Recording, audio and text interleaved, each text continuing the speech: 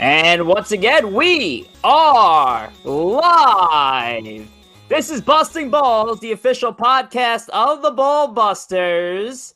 And when the curtain comes down, you see my ugly mug, Rich Rivera here, the manager of the Ballbusters, being joined by my very first guest as we kick off the 2023 rendition of our podcast here, Busting Balls. We have Corey Favaloro here on the right side of the screen. What's up, Corey? Nothing much, Rich, hanging out there. I'll tell you what, though, this weather lately, it's got me itching for some softball. We've had 50s, 60s, sun, no snow. And all of a sudden, it feels like on one hand, the fall season just ended yesterday. On the other hand, we're about, 5 weeks away now from starting up the next season. So we are very close, and I can't wait. I'm looking forward to it. It's unbelievable. And you kind of... And I think that's going to have to be a question moving forward for these interviews. Like, for us, when we normally end the fall season, if we're lucky enough to get to the very end, we're looking at around like Thanksgiving weekend. Correct. And then obviously the beginning of the season, the first or second week of April. Well, not this year. We have a very short off season. We ended our season in December, mid-December, obviously on a high note, winning our third Samson championship. But we're starting really early this year, March the 26th. Obviously, Easter is early this year, so we're starting early. But I don't know, Corey Favs, especially as a pitcher, does this change your preparation? Do you have to kind of get into the mood a little sooner than you normally would? How does this change prepping for the upcoming season with such a short off season?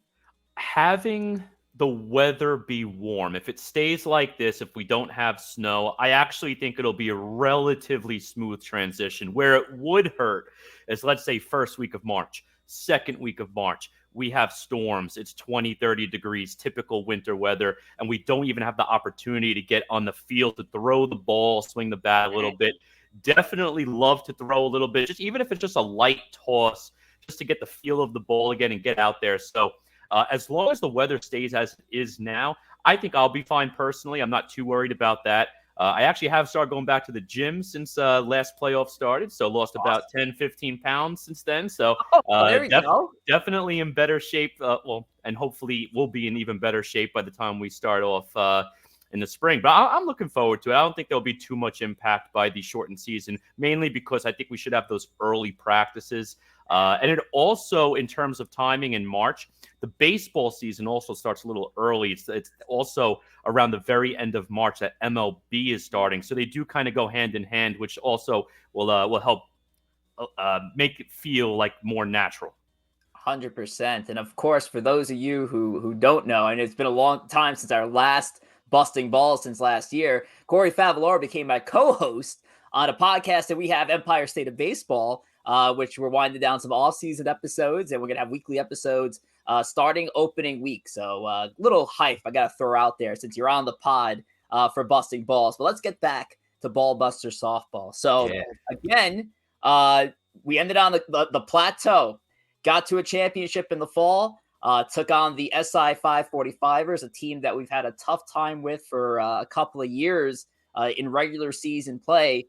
And we were able to get past the 545ers and become Samson champs for the third time. Back-to-back champs for the first time in franchise history. So let's go back to the fall, or the winter, I guess, since we got all the way into December here. Some thoughts on the 2022 fall team. It was a fun team. I really had a fun time this year. I think if you look at the three Ballbuster champions that we've had in 17, 21, and 22, I actually think this one was probably the best. Very similar to last year's team, to be honest, but I think something about the 22 team, I think it was probably the best by a slight margin. We had a very good squad all year, finished in second place. And we honestly were in first place for a while, too. It wasn't until the last week of the season where we lost the doubleheader, both games, to the 545ers, and that knocked us down. All we had to do was tie a game, and we would have ended up clinching first place, and we lost both, dropped the second. But then once playoffs came, business as usual, first round, got through Yank D's, who had the big win against us in the summer season.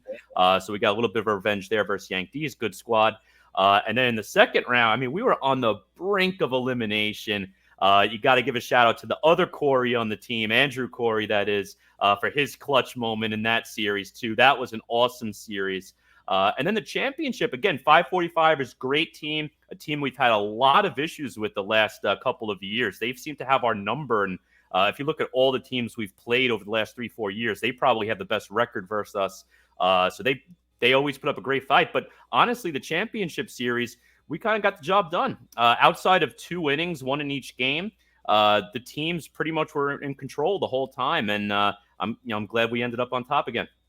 Yes, sir, and we certainly got the job done, and even so, I'm lucky enough to be joined by somebody who was a huge contributor to those championship wins. So much so that your peers, our teammates, the Ballbusters, voted you and James Kelly as the performance of the year. So congratulations, belated congratulations on that, and well deserved, because without the pitching of Corey Favaloro and James Kelly in that championship round, we would not be having the conversation as third time champions.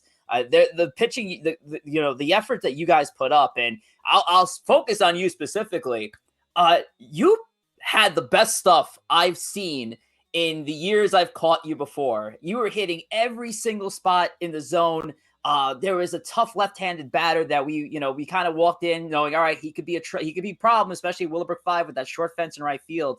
And you found a way to get past a batter like him. I can't name drop him because I don't know the guy's name, but I got to congratulate you for your effort. So tell me, what was going through your mind when you're buzzing through the 545ers? I know you mentioned the tough inning in the field, but outside of that, what was your mindset at?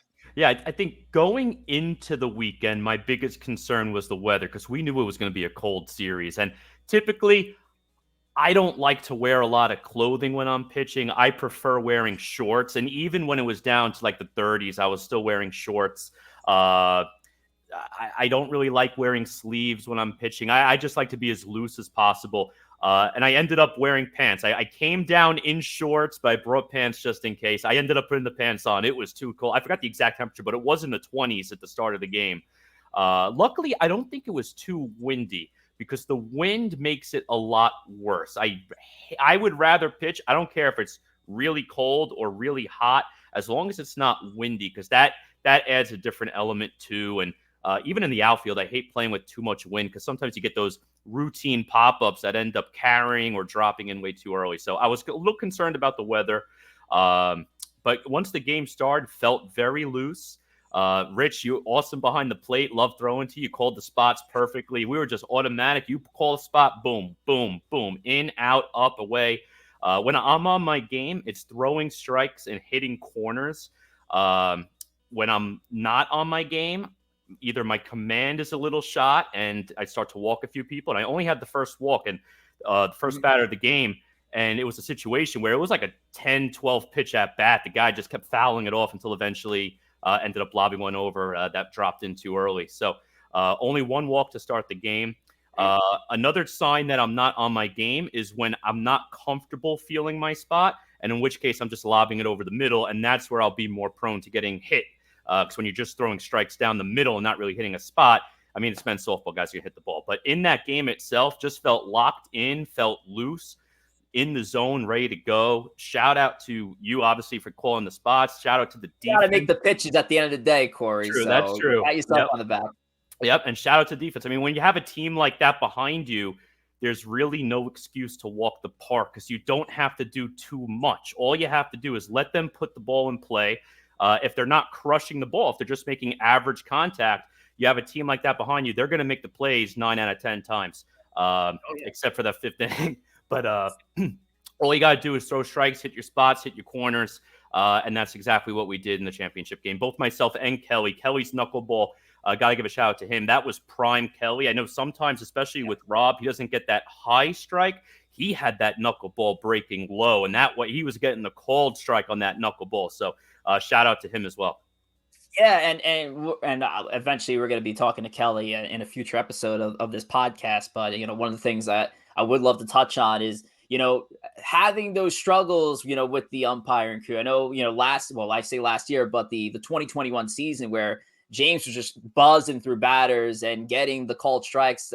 That I don't know if it was a case where the umpires are starting to get used to him a little bit more and starting to see that knuckleball and they're calling it too early. It will be an interesting conversation with it. But yeah, for you and Kelly, a phenomenal job in this past postseason, combined for a 4.67 ERA, and that's in 54 innings pitched. Where listen, in baseball, yes, not a sub 5 ERA is something that nobody really talks about. But in softball, having a sub 5 ERA is unbelievable, considering the fact that most case they're throwing the pitch at 18 miles an hour. They should be clobbered. But fantastic job by you.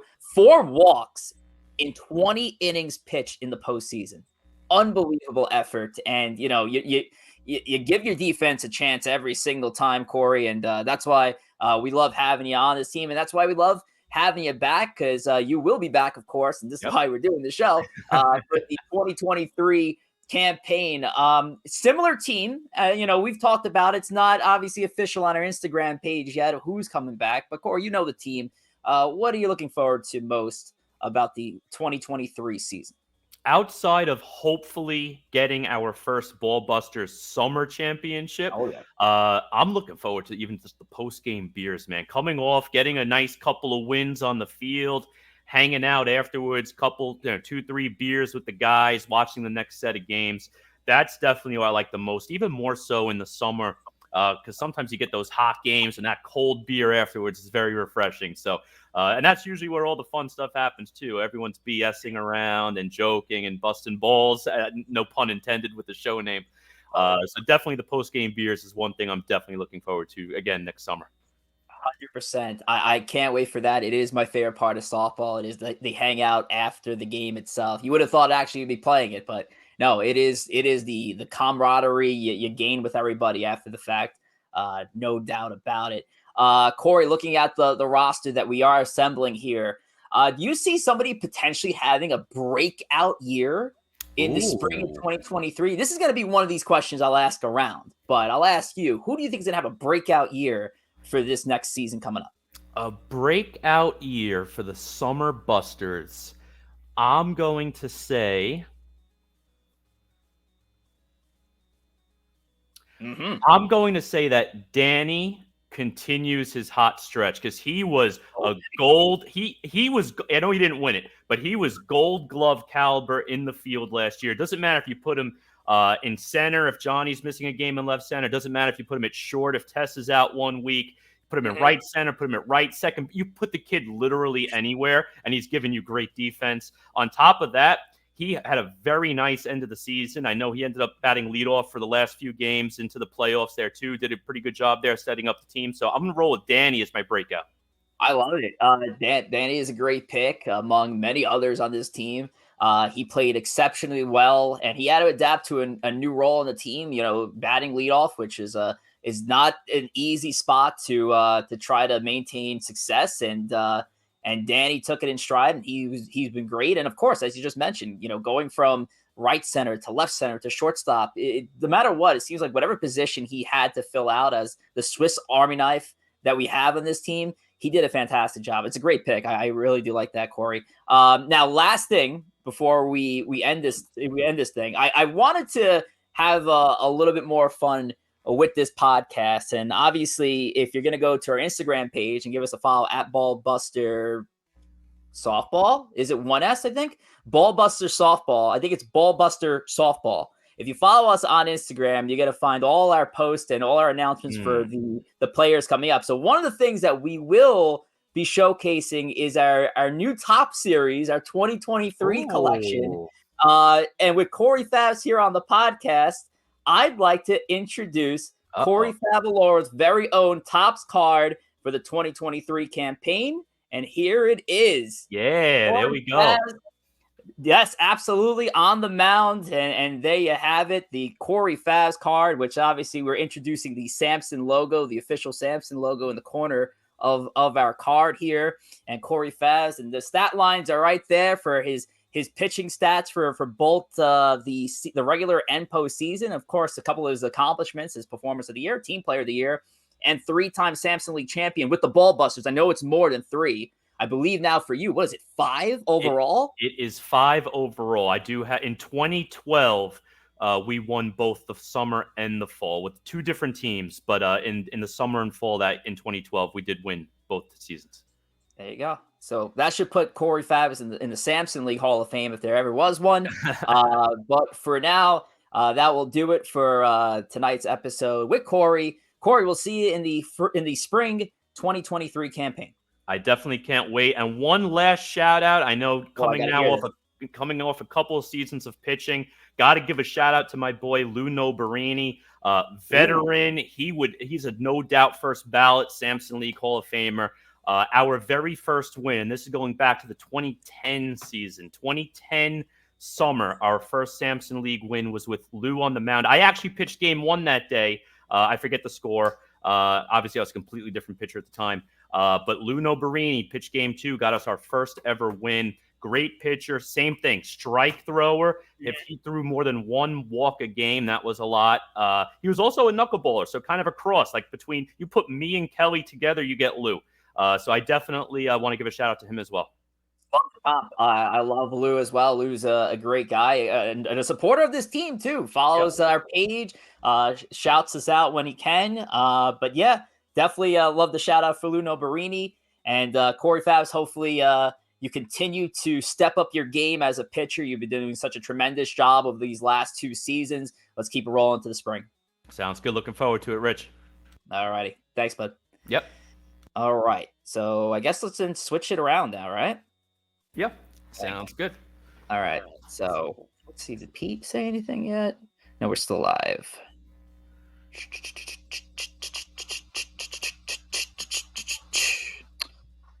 All right, let's get into it. All righty. I don't know how you want to get into it. Just, I guess, cold open it. But yeah. Do you want to do like the Oh, actually, we don't have to do the formal. No, we don't have to. Yeah, no. Okay. Just for YouTube. All right, so just give me 5.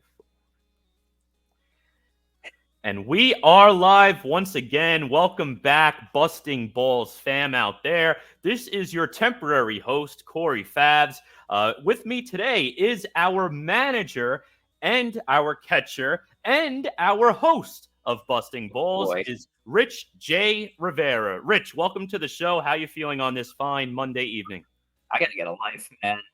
It's just sad. There's so many titles and not like literally titles, but like I don't know. I'm just it's a Monday. We're chilling. We're a week away from our own podcast, Empire State of Baseball, but softball season is right around the corner. March 26th can get here sooner.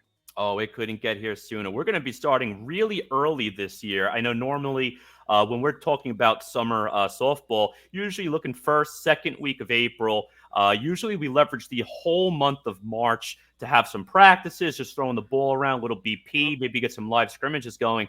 But March is coming fast this year, and so is that season, just about 5 weeks away, March 26th. What are your thoughts on the early season this year?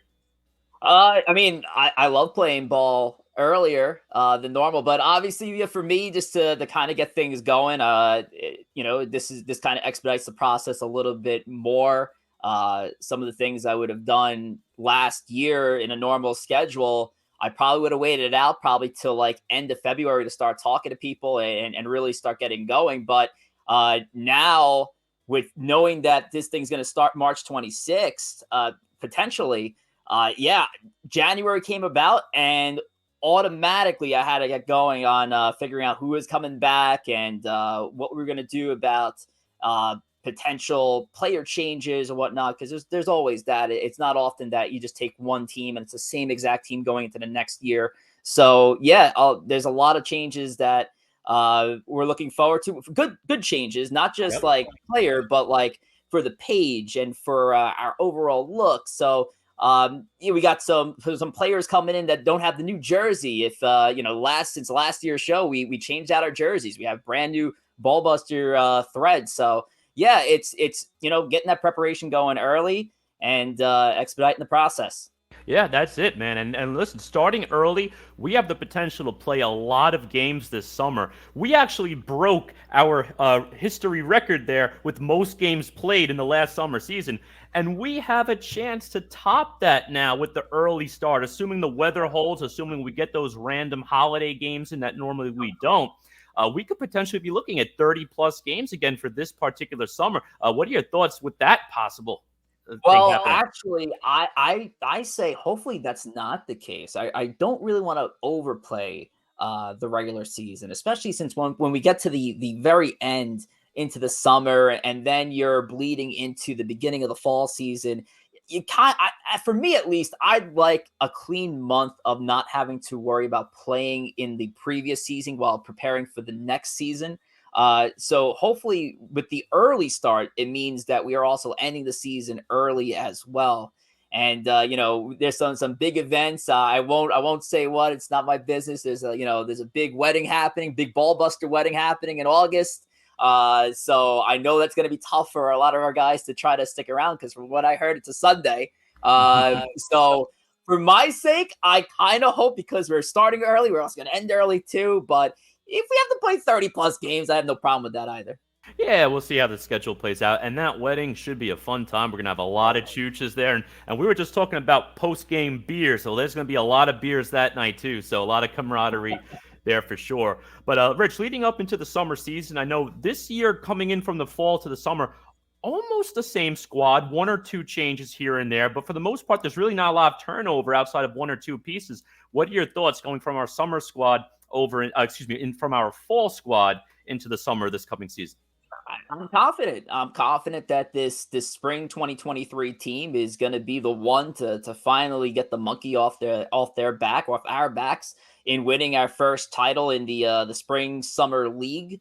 I'm looking forward to getting out there with those guys. Of course, we're going to have a returning player at the very least that wasn't part of our fall team. We're in the works with trying to reel in another big fish that I really can't talk about because I don't want to jinx myself here. We're working on that right now, but we're looking at much of the same roster from this past fall. Unfortunately for us, we are not going to be seeing Andrew Corey, who is a big part of our fall championship run, and we can talk for days about the epic home run he hit in game 2 against the Big Sticks. He unfortunately won't be joining us for the spring season.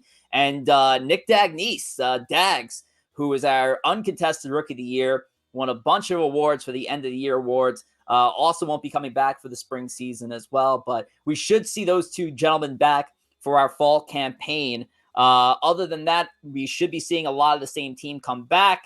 And again, I'm trying to work my GM magic over here, trying to reel in somebody else that's going to help us for the upcoming campaign. For sure. No, we'll see what happens there. I know losing Dags, losing Core, two great players, really played a big part in the success, especially in the postseason, where both of them had such a huge semifinal series for us.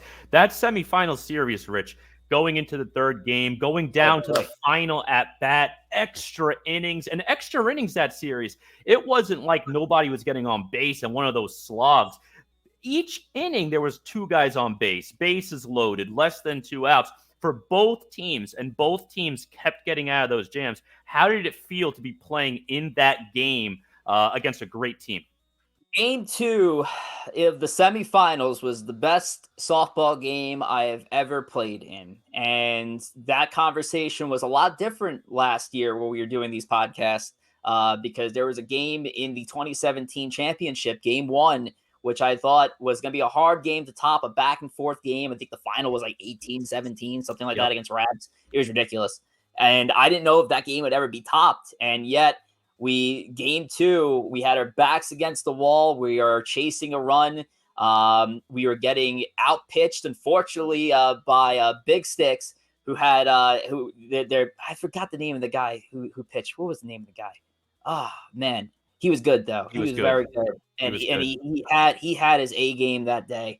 But then here, Core steps up to the plate, and in the biggest at bat in the history of the Ballbusters, and he hits the game-tying home run on a pinched in right center field. But Andrew Corey's got some sneaky pop, so he found a way to go past to find the hole past the right center fielder. and just by a hair made it safely to home plate. And if you go back to that replay, it is so close, and it was probably a call that could have gone either way. But obviously, for our sake, I think Mr. Core was safe. But Andrew Corey's safe, and the game-tying home run kept the Ballbuster season alive. And from that home run, the team went 4-0 for the remainder of the postseason to a championship. So, I mean, I can't think of a bigger blast in my life to see in person when it comes to Ballbuster softball, and Core clutch home run. And I'll touch on Nick Daggs as well, because in that same exact series, Daggs is the one who hit the walk-off single to send us to the championship round. So Daggs, Core, huge impactful players for our fall campaign. We're sorely going to miss them for the spring team. But, you know, we move ahead. Exactly. We move ahead. I know we do have a returning player in Mike Cipriani. Again, great player. Could play a lot of positions. Pitch, third. You could put him in the outfield, second base. A good bat in the middle of that lineup there. So a good player coming back. Again, he played with us in the summer of last year. And it could be another addition. I know we're looking. We can't break any tampering rules and mention any names or anything at the moment. So we'll see how that all shakes out. But what is your biggest – what do you like – I'm going to say this. You have a summer season and we have a fall season. And for some reason, we always win in the fall, but we can't get over this hump in the summer. What do you think is the biggest reason why all of our success is in the fall versus the summer? Is it something about the weather, the teams in the league? Is it just scheduling and who's around, who's not around? What are your thoughts on the differences between the summer season and the fall season? I mean, I can't put my finger to why our team can't get over the hump. And I mean, it does seem to be very similar to any loss we've taken in the postseason. You know, we'll go into a series feeling good about ourselves, and then it's that very next week, our batters that usually come through with us, through for us, didn't shine the brightest, or our defense, which is spectacular, had a few blunders that costed us. So it's tough to really put my finger on it. I don't know if I want to even stretch and say, like, maybe it's because of the amount of games we've just played. Maybe we're going in a little too tired, whereas like the fall, you kind of get right into the mix. It's a very short season, and then boom, playoffs. But even in the fall season, we had a couple of weeks where we were on standby waiting for our next game. So it's really tough to figure it out. And each team is different too. Each team that's gotten so close, or, went into the series probably the favorite and then get dropped in the first round. It's a tough call to figure out what's the reason for it. I just think for us, at least look at our wins, everything came together at the right time. So that's sort of the luck we need in the spring as we have in the fall. Everything needs to come together. Great pitching, great hitting, everything. Exactly, 100%. I do think the scheduling plays a little bit of a role, because the fall, to me, it's a more condensed and consistent scheduling. Outside of this year, we had some tough luck with the weather around the playoff time, but typically it's more condensed, it's more consistent. In the summer, you could have instances where the team you're playing week 1 or 2 in April and May is a completely different squad in July and August. I mean, look at Yankees. We absolutely obliterated them in week 1 of the summer, and then they went ahead and they eliminated us in the semifinals. So definitely it's a long season. Guys are going to miss weeks. Guys go on vacation. So there's definitely a little more consistency, I think, in the fall than the summer. But that's also what makes the summer fun too. It's such a long season. You could see a team completely change. A bad team turn into a great team kind of level out. But we'll see, see what happens. But leading up into this summer season, I know, again, we mentioned before, for the most part, the same roster outside of a couple of swaps. For the guys that we have confirmed coming back, who do you think would be a possible breakout candidate? It could even be a good player we have already, but someone who's going to take that next step and elevate his game. It's a question, right? That's the one I dropped on you, and now you dropped on me, and I don't know how to answer it. There's so many guys that could easily be the breakout candidate for the upcoming campaign. If I had to, I'm gonna go. I'm gonna go with Mike Russo. Ooh, okay. I think Mike Russo is on the verge of having a big time season. And he usually, and this is a guy who usually comes through during the regular season. It's been a couple of years since he's had like one of those like 5, 6, 7 home runs for a campaign. I feel like Russo's gonna have a big year this year. He's always been a great defender, always consistently there. I think he's somebody that's going to step up in a big role for us, especially, when you lose a bat like Nick Daggs and you look at some of the part-time schedules of some of the other players, you're going to need somebody in the middle of that order that's going to try to step up and do a little bit more. And I think Russo is going to be that guy. So I'm going Mike Russo as the breakout candidate, possible MVP candidate for 2023 campaign. It's very possible. Love having Russo on the team. He's one of the boys. He's a good, huge, phenomenal bat, great left fielder. So I definitely could see that happening, Rich. And if he takes, I have a B too. I'm gonna answer it too. I'm sorry. I'm gonna add one more person to it. Yes, Pete Sclafani. Yeah, playoff Pete, baby. Oh, brother Pete, love Pete. Not because he's family, just because he's an idiot. Pete, I got Pete. He struggled mightily in the fall season, regular season. He'll tell you himself he did. But when it comes to postseason Pete, playoff Pete season, he's unbelievable. It's incredible that this kid comes up in the biggest spots and he finds a way to come through. I think Pete puts together in the regular season for this upcoming season. So I'm going with 2. I cheated. Yeah. I'm going Mike Russo. I'm going Pete Sclafani, my breakout players. And I always tell Pete, listen, Pete, you could keep hitting 100 in the regular season if that means you're hitting 900 in the postseason. So, but if he hits 900 in both, oh man, that's a deep lineup. That bottom feeder to really take off there. But Rich, I know we're just about running out of time here. But again, going into this summer season, coming off another fall championship, what's the thing you're looking forward to the most this coming season? Well, definitely looking to get some good weather. I know we've had some good teases during the January and February to start off the year. It's been actually wild to see like some 60-degree days mixed in, but all a tease because you never know. The end of February, beginning of March could be bad.